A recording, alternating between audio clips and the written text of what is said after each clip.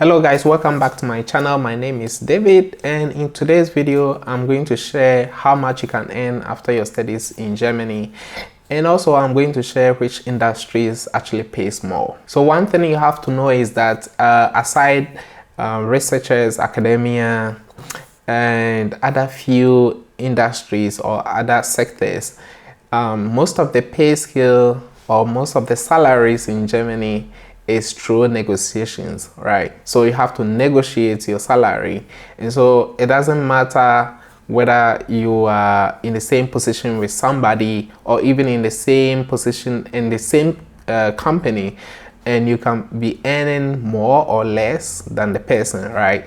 So it depends on how much you bargain or how you negotiate.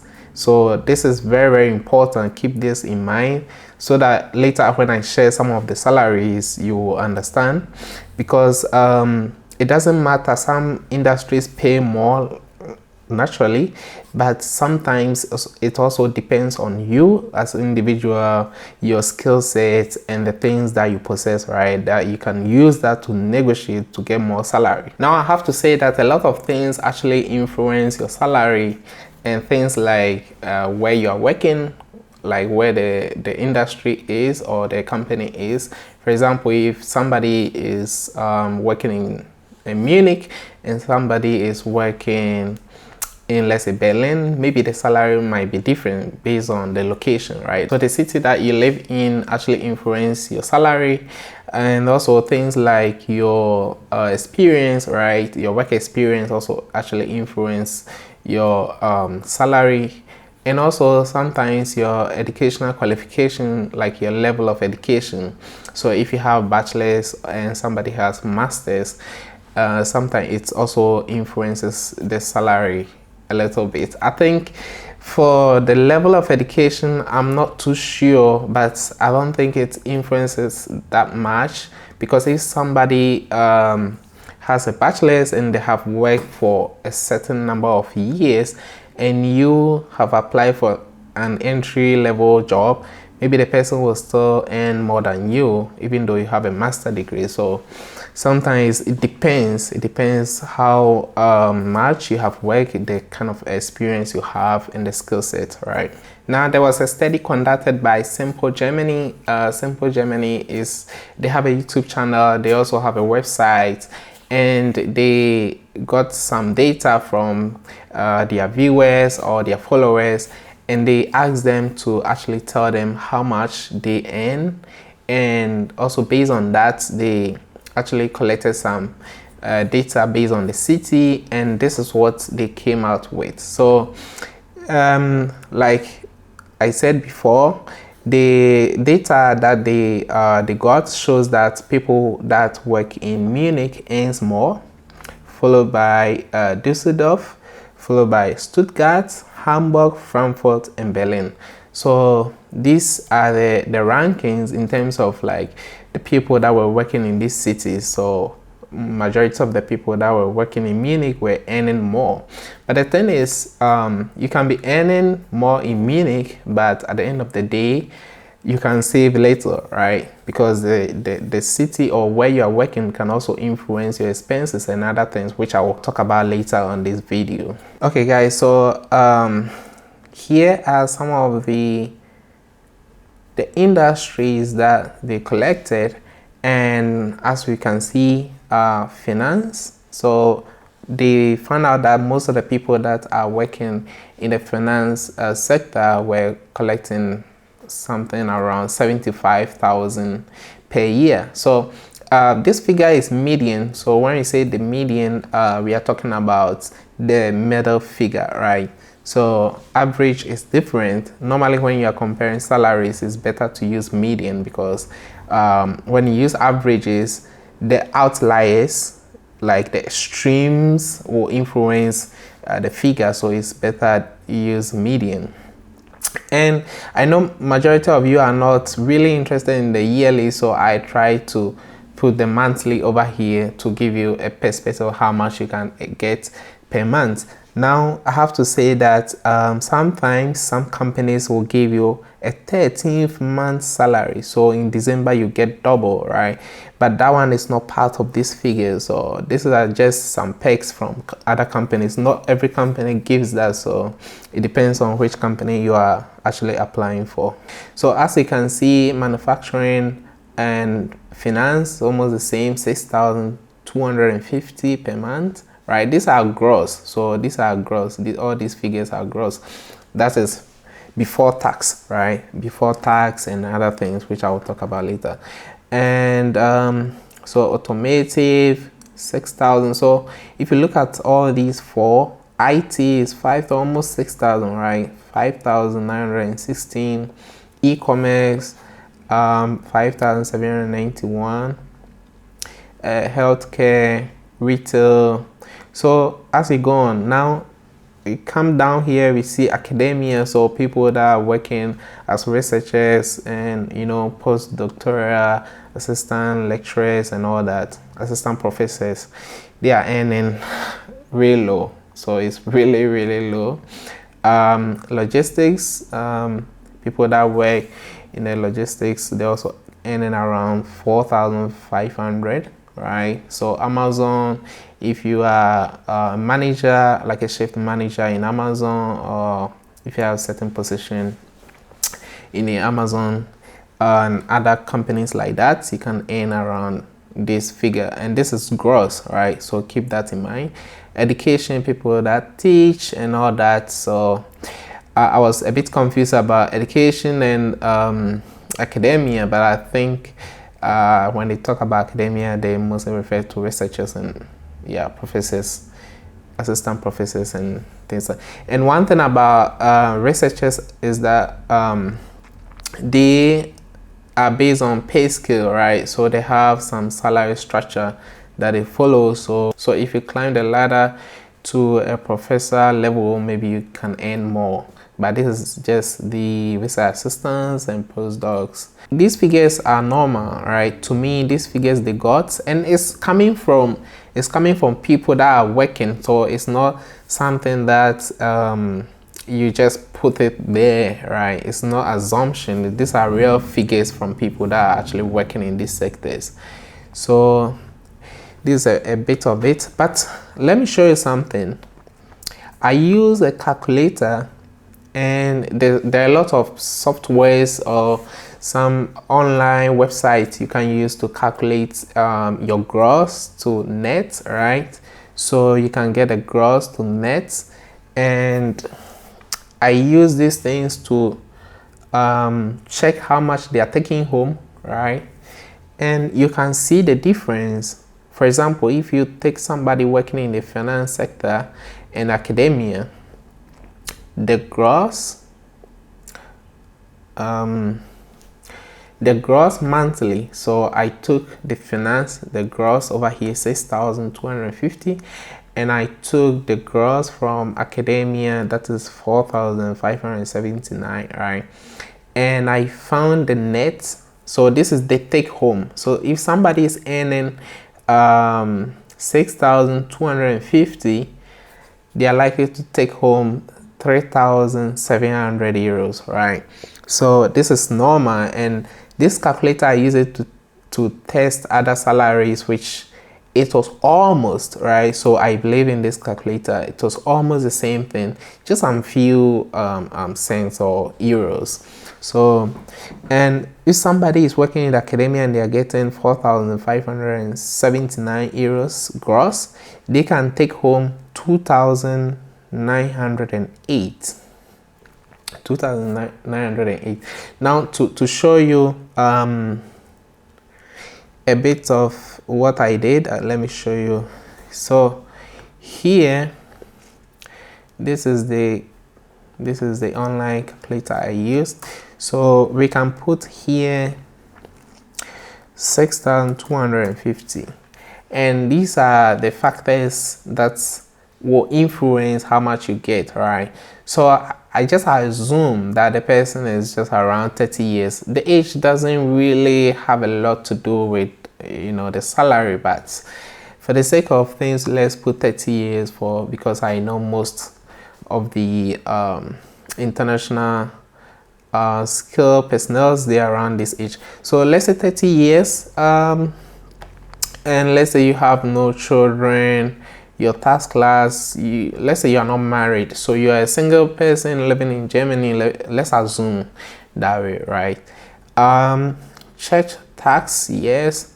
Okay, so what else? You live in Munich. Let's use Munich, so Bavaria, right? You are legally insured, so you have a public insurance, right? Your contribution rates is over there. These things, you don't have to change anything.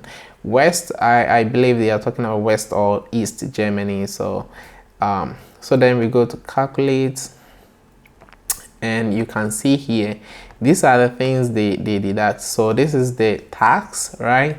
So you earn 6,250, they are taking 1,238 euros from your salary as tax, right? So this is yearly, so you can see 75,000, and this is the monthly, so we focus on the monthly, right? And your church tax is almost 100 euros, right? So this is the total taxes, right? And we come here, your health insurance is a percentage, so we come here, nursing care insurance, pension, right? So you have to pay pension as well. Unemployment insurance, in case you lose your job, you can get some money based on this, right? So your total security contributions, so that is 1,203. So they have to add this to the tax, and then they deduct from your gross salary, and this is the netto. This is the net salary you're taking home, 3,700, like I showed you, right? So so this is what I use to calculate that, and see the difference over here.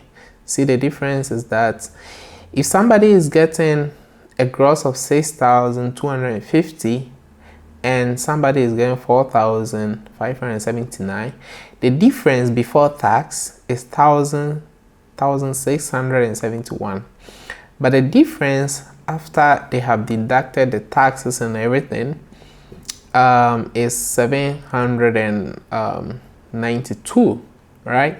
So you can see that a lot has been taken out from the person who actually earned more, and that is how it works here in Germany. So the more you get, the more tax you pay, the more. But the thing is, one thing I have to say is that the good thing about this person who is working in the finance sector is that even though the difference after the deductions is lower, but he is getting more contribution for pension. So when the two of them retires, the person who was working in the finance will get more pension rate, right? He will be earning more when he's retired than the person who was working in the academia. So this is something that you have to keep in mind. So even though the difference is lower, but he will get more after their retirement. But the thing is, job security, the person who works in academia will probably wouldn't be fired at any point in time unless it's a very extreme case, right? So in academia, once you settle, you get a tenure professor or something like that, you will probably, unless you do something very strange, right, then you can be sacked. But this person can be sacked at any time, the finance. So it's the matter of comparing the positives and the negatives. So even though the salary might be good, but the other aspect is that with this, you don't have a job security that much, right? Even though in Germany it's difficult to fire somebody after they have worked with you for certain years, right? But still, so this is just to give you a bit of an idea how much you can take home, even though you're getting 6,250, but trust me, you are not taking everything home. You have to pay all those contributions, and you get your net salary. Okay, now I leave these are some of the websites that you can actually find jobs in Germany: Zinc, Indeed.de, Stepstone.de, LinkedIn. Actually, there are a lot of jobs from LinkedIn. So if you're looking for jobs in Germany, check LinkedIn. There are a lot of jobs. But all these websites you can, and when you search on Zinc, you can also find, they can quote a certain figure for you, how much you're likely to get. And so with that figure, when you go for interviews and they ask you, they negotiate with you the salary, you can actually, based on that figure you got from Zing, you can also negotiate that figure with them and see how much you can get from that. Now, one thing I want to show you again is rent.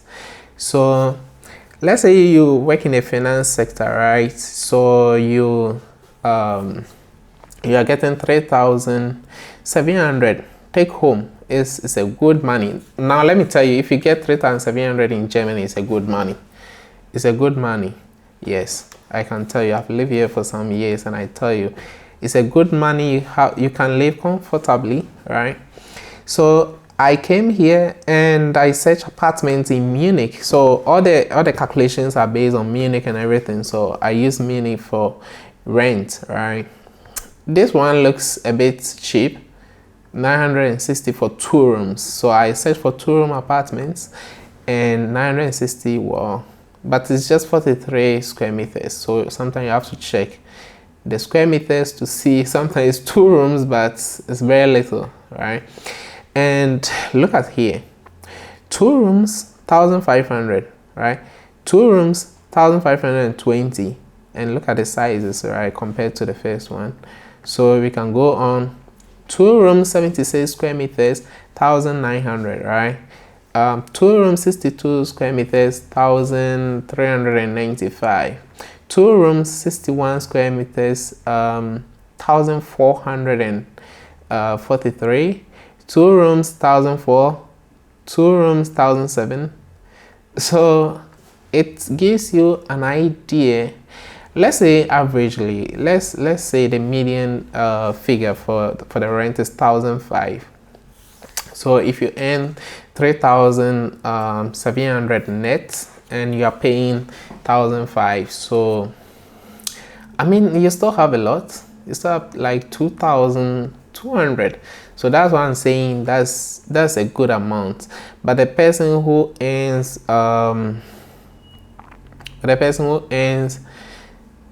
2,908, almost like 3,000, right? So at the end of the day, you are paying like half of your salary for rent, like 50% of your netto for rent, right? So you have to see all these things. And if you have children, if you are married, maybe your wife can also be working. That's another thing. But at the end of the day, it's not bad. It's not bad.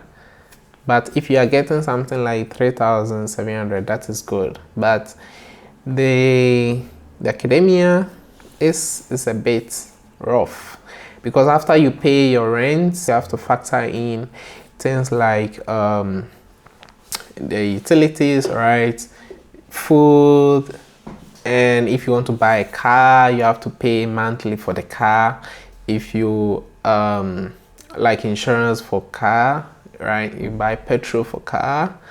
So there are a lot of things that comes to it, and if you want to live a very good life, then you have to sacrifice a lot of your money for that. So I mean, it just gives you an idea of how much you can earn and how much you can save at the end of the day, right? It depends on your lifestyle, whether you cook more at home or you eat out. So you have to factor all those things into consideration. I can't just, I could have just made a whole list of items, but everybody is different, and people like to cook in the house, people like to eat outside, so you cannot really tell how much people are going to spend for food and things like that, for shoes and clothing, you know. And so for the rent is you need some place to stay, so that's why I show you the rent. And the rent actually takes a huge chunk of your money in Germany. That's why I also show you that.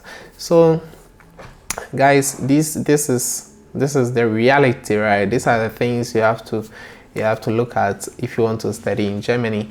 Overall, my take is that it's not bad. Even those earning at the bottom side, it's good, right? You can at least pay everything. It's like you are living to you are earning the money to just pay for your living expenses, and maybe you might not save a lot at the end of the day, but it's not bad. It's not bad. Yeah. So guys, let me know what you think in the comment section. And if you're already in Germany, let me know whether these salaries make sense to you, or if they are exaggerated, or if it's more, if it's less. Let me know what you think. And yeah, thank you for watching the video, and I'll see you guys in another one. Thank you. Bye.